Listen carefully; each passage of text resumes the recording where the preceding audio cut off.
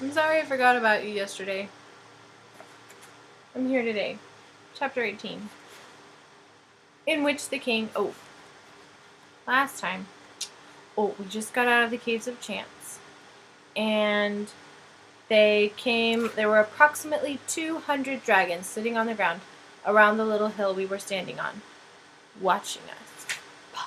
So, Chapter 18. In which the king... I promised you I would tell you. Every time I start, like 5 times. I promised you I'd tell you because yesterday, the reason that I forgot about you is because I was at choir rehearsal, so I'm doing this really fun thing called Choral Union with my university, and that's the college I went to, which is Trinity, and every year they do a big concert for Choral Union, and union means together, so the choir and the orchestra do something together, and they invite members of the community to be a part of the choir and also alumni like me.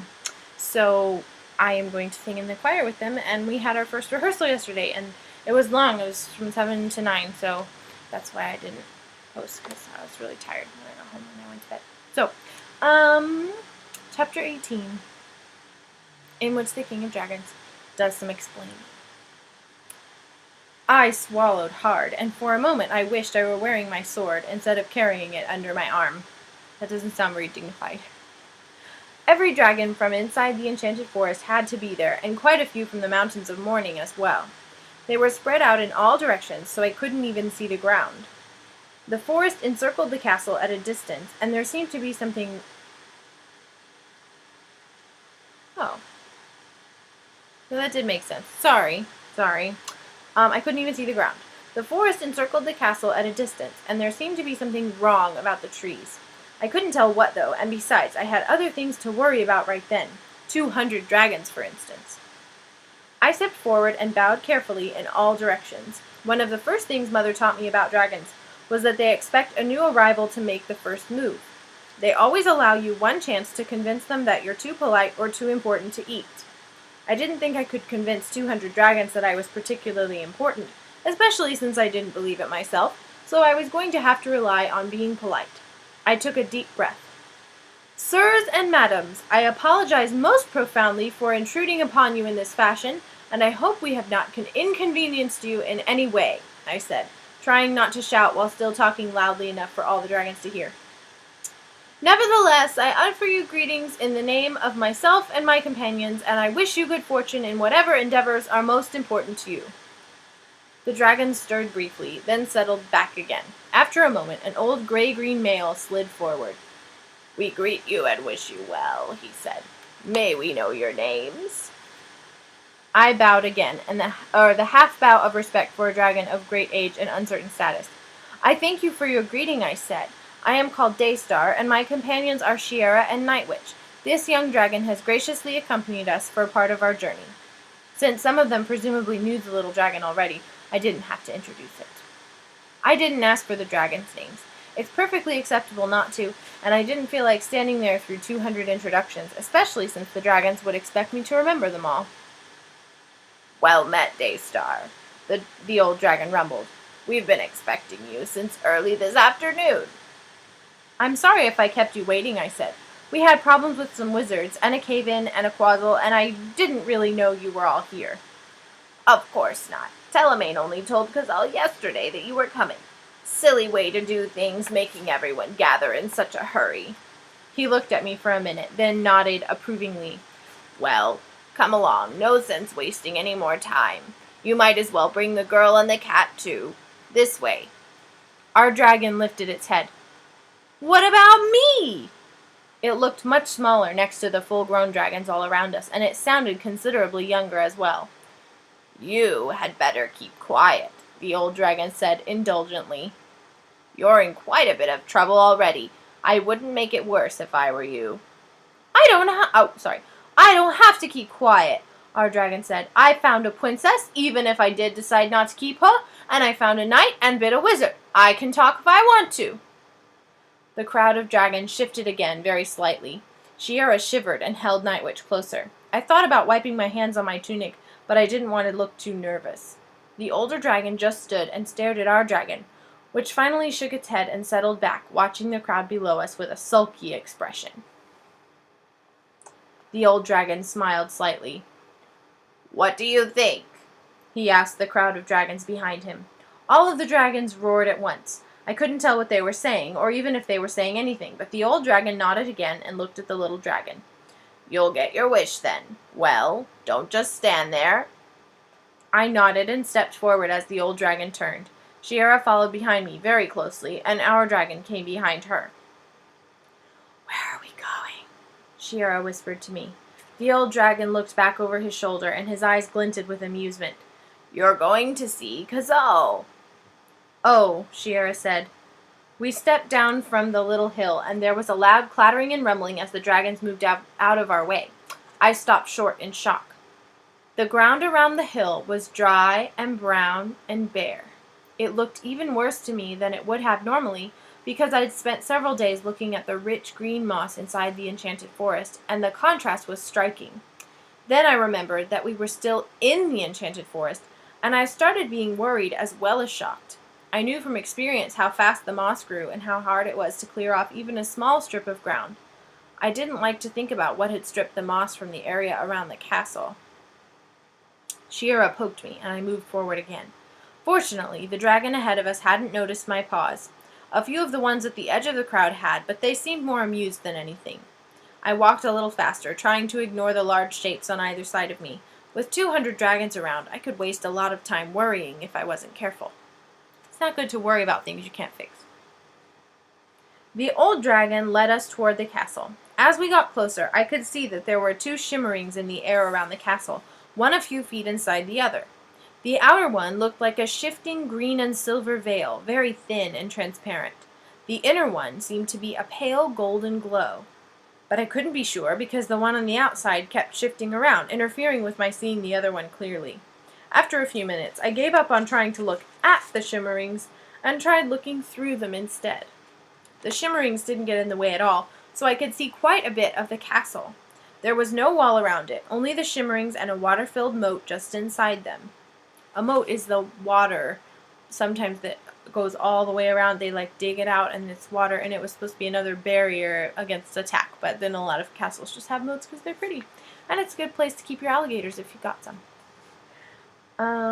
The castle itself was a wonderful, rambling-looking place with 6 towers of various sizes, large square windows, and 4 balconies. I could see several stairways running up to oddly shaped doors, or around the outsides of towers, and a lot of walls that seemed to be there just to confuse people. I was so busy studying the castle and the shimmerings that I almost didn't notice when the old dragon stopped. I was lucky not to step on his tail.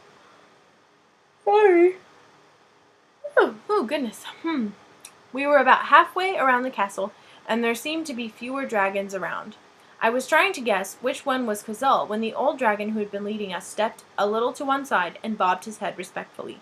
"King Kazal, these are the travelers who wish to see you. That one's Daystar, the other one's Shiera, and the cat is Night Witch." Right away, I bowed very deeply, and so did Shiera. I was relieved. I hadn't been completely sure Shiera would do any of the things I'd suggested. As I straightened up, I got my first look at Kazal. Even lying on the ground, she looked large for a dragon. Her scales were just beginning to turn gray around the edges, which surprised me. I'd expected someone older. Her eyes were hypnotic, green gold ovals. She was the most dangerous-looking dragon I'd ever seen. Kazal smiled broadly. Dragons have a lot of teeth. "So," she said, "you are the people Telemaine sent through the Caves of Chance, and you have the sword of the Sleeping King." "Yes, Your Majesty," I said. I took the sword out from under my arm and held it up so she could see it better. "Mother gave it to me a few days ago, and I was told you would want to know about it." "Ah." As she looked at the sword, Kazal's eyes glowed. Literally. The light from them was a little like firelight, except it didn't flicker. After a minute, she transferred her gaze to me. "And you got it here safely. Well done, Cimmerine's son." "Thank you, Your Majesty," I said. "You know my mother?" Kazal smiled again. "Cimmerine was the best princess I ever had." Shiera choked, and my jaw dropped. The little dragon said, "So that's how she knew dragon magic," in a pleased tone. I closed my mouth, swallowed hard, and bowed to Kazal. "Excuse me, Your Majesty, I was, startled. Mother is a princess?" "She certainly was once," Kazal said. She looked at the sword again. "I'm glad she managed to keep it safe. We didn't have a lot of choice at the time, but it's still worrying to have to take a risk like that." I wasn't sure what to say. Kazal didn't seem to be talking to me, but it wasn't a good idea to ignore a dragon, so just to be safe, I bowed again. Kazal looked up from the sword. "You needn't be quite so formal. I have a lot to tell you, and the conversation will go faster if you're not so stiff." Before I could reply, Kazal turned to the old dragon, who was still standing beside me. "It will be tomorrow morning. Let everyone know." The old dragon nodded and left. Kazal looked back at us. "Come with me." She started to rise. "What about me?" the little dragon demanded. Kazal sighed. "Yes, you may come too." She stood, which made her look twice as big as she had before, and started walking. Shiera and I looked at each other, then followed. By this time, the sun was completely down, but there was still enough light in the sky to see where we were going. Kazal led us a little farther around the castle. I'm sorry. Excuse me. Then turned away from it. As we walked along, the other dragons slid out of the way for Kazal and bowed their heads respectfully. Then Shiera and I walked by and bowed respectfully to the dragons. It kept us too busy to see much of where we were going. Kazal led us to what looked like a jumbled pile of rocks a little way from the castle. There was a dark opening at one side of the pile, and Kazal went right in. Shiera and the little dragon and Night Witch and I followed. It was very dark inside, almost as black as the Caves of Chance. I stopped immediately, since I didn't want to step on Kazal's tail in the dark, or run into her accidentally. Shiera bumped into me, squeezing Night Witch between us. Night Witch said, "Meow," in a complaining tone, and Kazal's voice came out of the darkness. "I suppose you human people need some light." "Only if it wouldn't be inconvenient," I said. "Not at all," Kazal replied, and added about 5 hissing words. Silvery light sprang up all around us. I squinted, and then I blinked. The inside of the pile of rocks looked a lot like a cave. I looked for the source of the light and realized that the light was coming from the rocks. That shook me. Dragons don't usually do magic casually. In particular, the king of the dragons wouldn't normally work a spell just for a visitor's convenience. I looked at Kazal, wondering exactly what was going on. "Sit down," said Kazal, nodding toward a row of rocks. We did. The little dragon sat down by the entrance, looking half sulky and half defiant. Kazal ignored it. "I think you had better tell me your story first," she said, looking at me intently. "Start at the beginning, when Cimmerian gave you the sword." "I'm sorry," I said. "I'll start with the sword if you want me to, but I think the beginning is the wizard." "Wizard?" "His name's Antorel, and he came to our cottage the day before Mother gave me the sword. Mother melted him." "Oh, him." Kazal shook her head. "Sounds like he hasn't learned anything since the last time he tangled with Cimmerian. Yes, start with him, by all means." So I told Kazal everything that had happened to me since Antorel had come walking up to our cottage and knocked the door in. It took a long time, especially the part after Shiera and I met the little dragon, because then the dragon kept adding things. Finally, Kazal told it to either be quiet or go away. It looked terribly offended, but it quit talking. I wish that worked on some other people. Never mind. Kazal didn't ask any questions at all. Once when I mentioned finding the key in the Caves of Chance, she made a noise that sounded like an astonished snort, but she apologized for interrupting and told me to go on. I did, once I got over the shock of having the King of Dragons apologize to me. When I finished, there was silence for a minute or two. Then Kazal stirred. "So, you have accomplished a great deal in a very short time, Daystar." "It doesn't seem like much to me," I said. "A great deal," Kazal repeated. She sounded as if she were talking to herself. Shiera shifted restlessly. "Are you going to explain about Daystar's sword?" "Shiera!" I said, horrified. Nobody talks to the King of Dragons in that tone of voice. Except Shiera. "No," said Kazal. "Or at least, I'm not going to tell you as much as you want to know. The Society of Wizards has more than 100 spells hunting for that sword right now, and all of them depend on finding someone who knows what he's carrying. Fortunately, Wizard's magic can't detect the sword itself. If Daystar finds out too much about the sword, we'll be up to our wings in wizards in no time. I don't want that to happen yet. I don't like wizards, the little dragon said suddenly. They make me sneeze. Kazal's head turned, and she eyed the little dragon for a minute. I think it is time you made yourself useful, she said at last. Go find Marchak and tell him to bring us dinner. Then go back to your teacher and apologize for running off, and after that you can start getting ready for tomorrow. What happens tomorrow? The little dragon said suspiciously. We have a war, Kazal said, which you might live through if you're ready for it. So go! Yes, ma'am. The little dragon disappeared out of the door of the cave. Kazal looked after it for a minute, then shook her head. That is undoubtedly the most irritating grandchild I have. Who are you going to be? Grandchild, said Shiera. Yes, of course. Kazal looked mildly surprised. It's an annoying youngster, but precocious children frequently are. I'm hoping it will grow out of it. Oh. Shiera stared out of the entrance thoughtfully. I enjoyed its company most of the time, I said honestly. I'm glad, Kazal said. And after another minute, I went on. If you wouldn't mind telling us, I'm sort of curious about whom you expect to be fighting tomorrow. I was also wondering whether Kazal thought Shiera and I were going to be included in this. I wasn't particularly anxious to get involved in a war between dragons. Kazal smiled. I got the feeling she knew what I was thinking. Wizards, she said. There will be a few elves, of course, and maybe some ogres and trolls, but mostly we'll be fighting wizards. Oh, of course. I was even less interested in getting involved in a war between dragons and wizards. Dragons alone might overlook Shiera and Nightwitch and me, but wizards certainly wouldn't. I'm afraid you are already involved, Kazal said. Because of the sword? Shiera asked while I tried to remember whether I'd said anything out loud about not wanting to get involved. Yes, said Kazal, the sword and other things. It's a long story. I hope you're comfortable. We both nodded, and Kazal smiled again. Well then, there are two types of magic in the world. The kind you're born with, and the kind you get from something else. Dragons, Kazal looked smug. That means, like, proud of yourself. Elves, unicorns, and fire witches are born with magic. Ordinary witches and magicians get their magic from objects or from rituals involving things that have magic, which works quite well and doesn't upset things.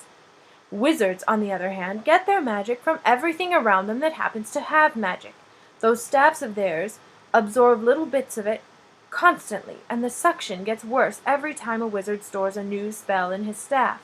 That, by the way, is why dragons are allergic to wizards. Whenever those staffs get near us, they start trying to soak up some of our magic, and we start sneezing. Telemaine said something like that, I said.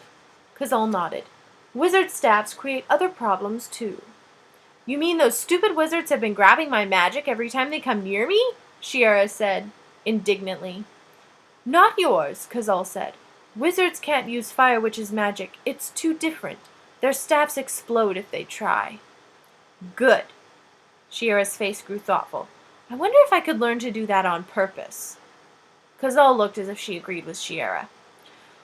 Wizards get most of their magic from the enchanted forest, but if they absorb too much magic in any one place, things die.